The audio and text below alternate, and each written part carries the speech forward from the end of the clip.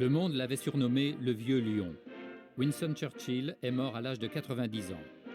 Officier en Inde et au Soudan, puis journaliste au tout début du siècle, Churchill deviendra ministre de la Marine pendant la Première Guerre mondiale. Il quitte le gouvernement après l'échec de l'expédition des Dardanelles. Puis il réapparaît dans 2 gouvernements successifs. Il démissionne à chaque reprise, démontrant son indépendance de caractère.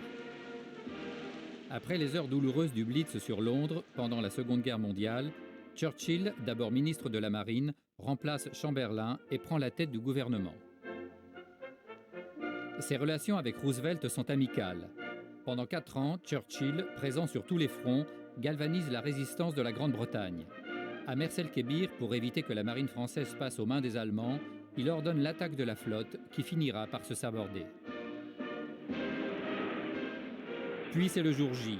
Churchill triomphe en Normandie avec le général Montgomery, tout comme à Londres, aux côtés du roi George VI. Il est présent à Yalta, aux côtés de Staline et de Roosevelt, mais sans De Gaulle, qu'il avait pourtant reconnu dans son exil. Ce dernier le reçoit à Paris, et c'est en véritable héros que Churchill traverse toutes les capitales européennes. Son rôle politique sur la scène internationale va s'arrêter là, car il est mis en minorité aux élections de juillet 1945. La Grande-Bretagne veut un nouveau programme de reconstruction d'après-guerre. Churchill se retire. Mais en 1951, les conservateurs majoritaires le rappellent. À 77 ans, Winston Churchill est à nouveau Premier ministre. Pendant 4 ans, le Vieux Lion va demeurer l'indispensable personnalité politique de la Grande-Bretagne.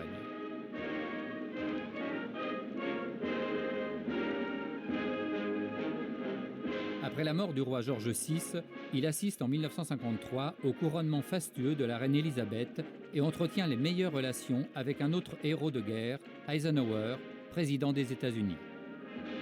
Puis, un soir de l'année 1959, il a l'honneur exceptionnel de recevoir chez lui la reine, qui vient ainsi saluer son retrait définitif de la vie politique. Statufié de son vivant, Winston Churchill personnifie le courage et la persévérance. Couvert de titres et de gloire, il n'a jamais renoncé. Churchill, c'était la vie. Amateur de cigares, passionné de peinture et de littérature, ses amis du monde entier qui le savaient malade s'émerveillaient devant ce personnage qui avait dit un jour « Le pouvoir est un don du ciel quand un homme croit savoir quels ordres il peut donner ». Le jour de sa mort, son fils Randolph vient veiller ce père pour qui Londres et toute la Grande-Bretagne ont fait un deuil national. Dans Westminster Hall, la foule salue cette personnalité exceptionnelle devenue légendaire par sa mort, celui que le magazine américain Life a désigné homme du siècle.